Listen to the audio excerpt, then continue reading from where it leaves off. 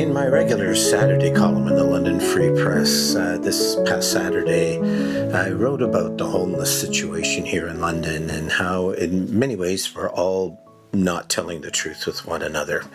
It's a tough one, and usually we reserve these kind of videos for food bank work, food security, food insecurity, the new technologies that we're doing.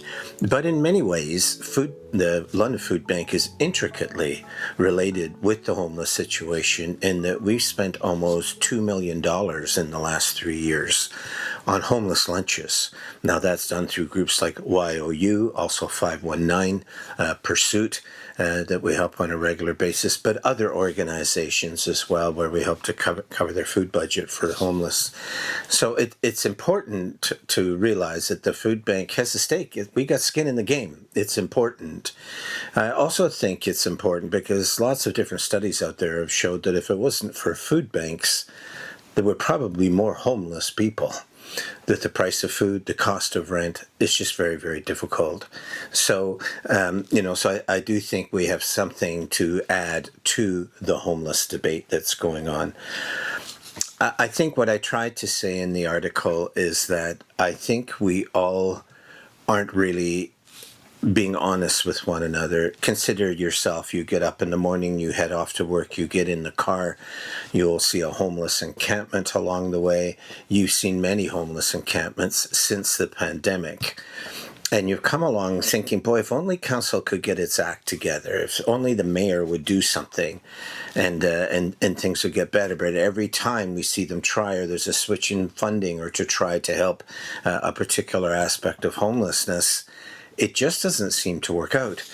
And when you look at things like the health and homeless strategy, which was the big one, that's where there was a donor that gave over $20 million to try to help with homeless. It was really a big thing at the time, and many groups joined with that. And it has largely been a success for those that it's been able to help.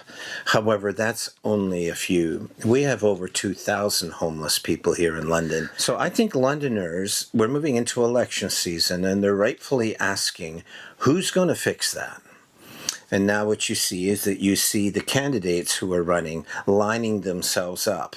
And these are all sincere people who care about their city and willing to get going with doing the things that are necessary. But when it comes to homelessness, they tend to offer solutions that they know are only partial. There are a couple of other candidates that just want to ignore homelessness altogether. Now, many people might wish to do that, but they can't. It's important to know that the number of homeless people has gone up since 6 months ago. So there are real issues here. So what I tried to tackle in the article, because I believed it was really important, is that we're all looking in the wrong place. Canada is a federation. Now, we talked about confederation. We know about that from 1867. We know that there's a constitution with different levels to it. But we also know that we have designed an architecture around public policy, around funding, around politics, that is really about who is responsible for what. Now, you would never see the City of London being responsible for protecting the northern areas of Canada with the military. That's not our job. That's the federal government's job. But also, London would not want the federal government sticking its nose into places that it doesn't belong. We want to be able to make our own decisions. Those things are important. However, it's also important to understand that, out of every $10 that we would pay in taxes, only one of those dollars goes to your local municipality where you're at, right? Which leaves City Council really kind of in a tough spot. It's difficult to know what to do there. And that means that the other $9 is going towards the province and going towards the feds. So I think we all know that. Pretty hard to solve major problems because it's not just homelessness we're having troubles with. Pretty hard to solve all that when you only get 1/10 of the tax base. That's something that needs to be changed in Confederation, and they just haven't got there yet. The other thing I think that's important is that, when somebody said, how did homelessness get started? I just suddenly saw it. It's on the streets all of a sudden in the last few years. What is the cause of that? And I think we should probably look back and remember that some 30 years ago or so, the federal government of the time was saying, look we've just become the government, but there's a big deficit. And there's a big debt left over by the previous government. So they came up a whole new budget formula. And that budget formula changed a lot of things. For the period of decades after World War II, we had a thing called the Canada Assistance Plan. Now, what that basically was called the CAP, C-A-P. What that basically was is that the things that were needed to be paid for out there, whether it was health care or schooling or transportation or whatever, or housing, that those costs would be shared equally by the federal government and the provinces. Now, there was always differences of opinion as to what should be funded or what shouldn't, but the federal government had a number of things under its direction that it needed to have the provinces stick with the program. And it worked. So a lot of those things that the federal government were doing were highly successful, and we know about those things. That's why Canada progressed so well after World War II.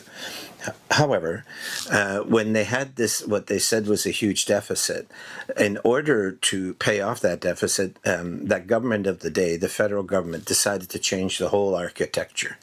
And what they did was they took away from themselves the responsibility for a lot of these things, including housing and homelessness. And what they did is they gave them to the provinces. The provinces looked up an alarm. I'm not sure they wanted that, but that's what the federal government did to provinces, regions, and territories. They got that. Now, the federal government kind of got to eliminate its deficit, and it was popular for doing so at the time. The problem was you unloaded a huge amount of stuff to the provinces from the federal government. Now, what the Fed said is that, we're not going to leave you alone. We're going to give you block transfers. So what that meant is rather than it being 50-50 and graded by the need and the population, things like that, they would just give a bunch of money to each province. So the provinces, they weren't wild about it, but what could they do? Now, federalism all of a sudden had changed, and nobody really talked about that much. That was the governing architecture of our country, and somebody just flipped it on its head. And then all of a sudden, the provinces looked at it and they realized that the federal government had not put conditions on those block transfers. So they might have given them money to help with homelessness or to build affordable housing or things like that, which in the past the provincial governments were required to participate in. Now they didn't have to. The federal government kind of let them off the hook because it knew it wasn't giving them the money that they needed to be able to do all of these things.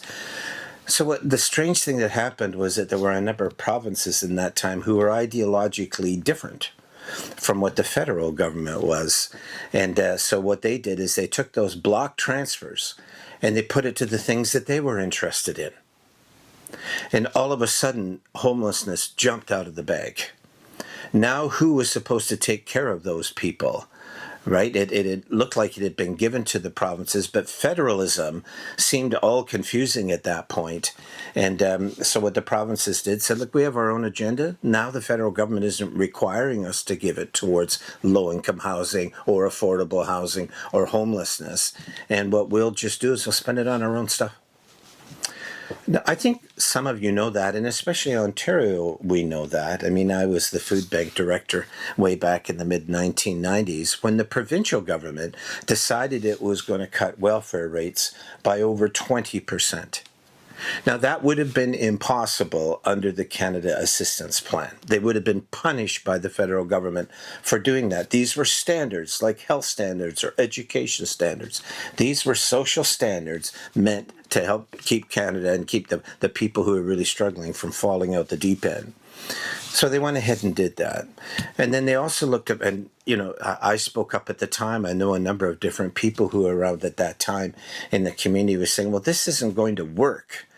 But the provincial government said, look, it's way better if people who are homeless actually are helped within their communities rather than these big institutions like institutes and others, which is the way it had been done in the past. There was a certain truth to that. A lot of those people that were homeless had trouble fitting into that thing because they were always in a hospital, psychiatric hospital or something somewhere. So what the province said is they're way better to be in halfway houses in each of the communities across the province. That sounded great. There was a certain sense to it. But the problem was it didn't fund the halfway houses. So what it did is it gave the cities, the municipalities, the charge to create these halfway houses, right? They wanted to get rid of the big, large institutions that were there. And they left it to the city to try to figure out how you're going to house all of these people. And suddenly we're seeing homeless numbers increasing. The large institutional structures were closing down. The provinces wanted to get rid of them. And suddenly there were more homeless people. We all knew it, and we all knew that it was growing, and everybody was trying to figure out what to do about it. And then came the pandemic. And then when that pandemic came, all of a sudden a lot of the agencies had to close down or limit their operations. And at the end of the day, all of those homeless people suddenly had no place to go. We scrambled as a food bank to provide the homeless lunch program, working with other partners in the city like RBC Place and 519 and Cargill and others. Even the Chamber of Commerce helped us towards some of that stuff. So, I mean, it was good the way that the community was responding, but it was basically leaving the homeless where they were. They had no place to go. And as you know, that went on for a while and it was difficult. And when the pandemic ended, those homeless people still had no place to go. So suddenly now they're by the river, they were in parks, and people were starting to get frustrated. They were hoping that that would be fixed up after the pandemic was over. It didn't happen. And now we've got all of these homeless people in London, and we've got all of these candidates and people giving commentary, and all of these things are important, and everybody's point of view is important to hear. But I feel that the thing that we're lying about or not telling the truth about is that it was never designed that we would ever fix a problem like that. It would be impossible. It would be like all of a sudden London had to fix the 401 and the 402 and all the other highways around it. It could not be done. We don't have the tax base or the capacity to do that. So as a result, since the pandemic, cities have been left with this massive homeless problem. Now, it's bad in London, and I know that, but it's bad in Guelph. It's bad in Sarnia. It's bad in Kitchener. I was just up in North Bay. It's bad there. It's bad in Timmins. It's bad in Sault Ste. Marie. So across Ontario, we have this problem, and cities are doing their best. But every time you and I look at the newspaper or see a news story, a new bit of funding is being given to help with something like that, but it's only for a short duration, like for a year, right? The agencies are all scrambling to try to get the governments to steady this thing out so that they can gauge and provide the proper measured response towards these things. But governments are only funding a little bit at a time.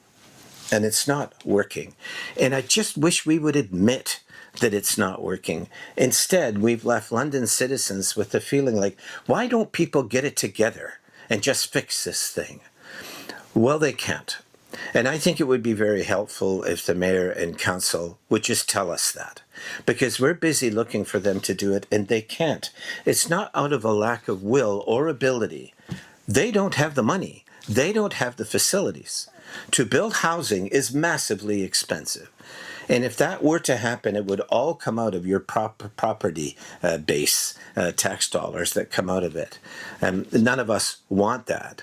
But also, that's not the way it's supposed to be. To this day, Canada is still supposed to be run by federalism. And to this day, the responsibility now for housing lies with Queen's Park in Toronto with the provincial government. And to this day, they are refusing to do it, which leaves all of these cities in a tough spot. But it's not just that. I mentioned before about how people come to the food bank to keep from becoming unhoused or becoming homeless. But it's also true that people that are on disability, disability was one of the things that was designed years ago to help people that were struggling. It was a great system, and it helped a lot of people, and there was a lot of fairness in it. Problems as well, but those things were being worked on. And then all of a sudden, the provincial government decided it was not going to keep that up with the standard of living or with the cost of inflation. So what you have now is people who are on disability who haven't really seen a rise in that disability in a decade. But look at their rent. What that happened with that in a decade. Look at the cost of groceries. All the other things that they have and the difficulties that they have. They can't afford it. You see where I'm coming from here. It just leaves all of these problems in London. But it also tells London, fix it up. I'll give you strong mayor powers. And so they've offered Josh Morgan, our mayor, strong mayor powers to do it. But what can he do? I mean, seriously, there are things to be done with strong mayor's power. He's been restrained with them. He hasn't done what some other mayors have done. But there's no way he could do anything about ending homelessness with his strong mayor powers. And there are people out there calling on him to do that. Well, that's not the idea. There's streets that need to be fixed, parks that need to be maintained, education, hospitals, all of these other things that also need to be handled in London as well. We can't just put everything towards homelessness. So what does it leave us with? Well, I think it's important to remember that Canada is the 11th richest economy in the world. Our national wealth is over $20 trillion. 20 trillion. Every year, when we have the gross domestic product and it's mentioned, it's now over $2 trillion a year. Those are the goods and services that the Canadians buy and sell. It's over $2 trillion for the first time in history. So the money is there, and we're being told that the money is there. But whenever we look at the province, it will say, no, it's up to you as the city to fix it. Or maybe the federal government is looking off to something else that it wants to do. The problem is you can go ahead and ignore the poor if you want, the unhoused if you want, the people that don't have disability insurance. Go ahead and ignore them all. Go ahead. But they're now all here in our communities, and we're seeing them every morning when we go to work and every evening when we come home. Homelessness is everywhere. The health unit is saying 1 out of every 3 kids is now food insecure, and yet we're telling everybody we live in an economy of $20 trillion. So it's time. What is the answer then? Well, the answer is not to get out there and all of a sudden vote for the candidate that said they're going to fix homelessness. There is no candidate that can do it. Not mayor, not council. Can't be done. What we need to do, I think, is come together as a community. Now, when I was a member of parliament, we would get whole-scale buses coming. This is during the Great Recession in 2007. Buses coming from all over the country, full of people from the Chamber of Commerce, from universities, from the school system, from hospitals, from sports leagues, environmental groups, right? Research groups. They would come down on buses. And then they would ask to meet with us to say, look, we've coordinated amongst ourselves, and here's what we think are the priorities, and we would wish for you as a federal government to fund those priorities. But now, it's now lying straight with the province. If you want the federal government to end homelessness, they'll say that's not our thing. That has been passed to provinces. Look to them to do it. We can be supportive and find some niche funds that could help with certain initiatives, but it's ultimately their responsibility. So if that is the case, then what we need to do as a community is pull all of our leaders together from all of these spots, and we need to go up to Queen's Park and we need to ask for a meeting. And we need to say it cannot be done. It can't. But nobody seems to want to say that. I don't know if it's because they're worried about not getting funding or from the province or whatever it is if they speak up. I don't know what all the things are, but only that kind of coming together as a community will get the province to set up and take note. Not only that, if we did something like that, so would Guelph. So would North Bay, so would the other places that I was mentioning. And then the provincial government would realize it has a problem on its hands. It can't just sweep all this stuff under the rug anymore and go with their own agenda. They are part of a federalist state. They have these responsibilities. That's what Canada is. We're a federalism. We're a confederation. It's who we are. We're not a republic. And we're governed by these laws. And some levels of government are choosing not to go by those. Well, they should be held accountable. So I guess what I'm saying is, when I wrote the article, I'm just trying to get us, as we move into election season, to stop fibbing to one another. And it's not a purposeful fib. It's not like we're trying to outright lie to one another. We just keep hoping that by changing this around or this stream of funding, we'll end the homeless problem. But I've talked to lots of groups that are doing and trying to handle the homeless problem. They don't see an answer. And that's because that answer is not to be found in London. It's to be found down the 401 in Queen's Park. And we'll be partners with it. We'll come together. We'll find ways to do it, as we did with during the pandemic, where, a lot of London groups like the Food Bank and businesses and others all came forward and put a lot of money towards helping those things. We'll do that again. We'll be glad to come together. But where does that leadership come from? It will not come from the Food Bank. And it won't come from a homeless agency. It must come from our elected representatives. Our mayor must, along with council and staff, must sit down and say, we need to muster everybody together. We need to stand beside council and fight for this. Not behind them, but beside them, and say we're willing to do our part. But as of yet, we have yet to see that kind of leadership in London that will pull us all together and see if we can do it. And we might not be able to. We might be so divided that we can't, because people all have their different things that they want to do. But good leadership tries, and that's what we need. So moving into this election, press whoever it is that you support or wish to support or to clarify things with, press them to pull the community together, and let's all take a little trip together down the 401 and let's see what we can do. That's the kind of leadership London needs and Guelph needs in these other places. And if we don't do it, then just get used to it, folks. This homelessness is going to go on and on and on. And we're going to at some point realize it's hopeless. We don't want to get to that point. There's great hope here, but it will require all three levels of government coordinated to do that. Let's work with our local representatives, and let's try to get the others to work with us to end the homeless problem. It can be done. It just can't be done in London by itself. Let's see what we can do.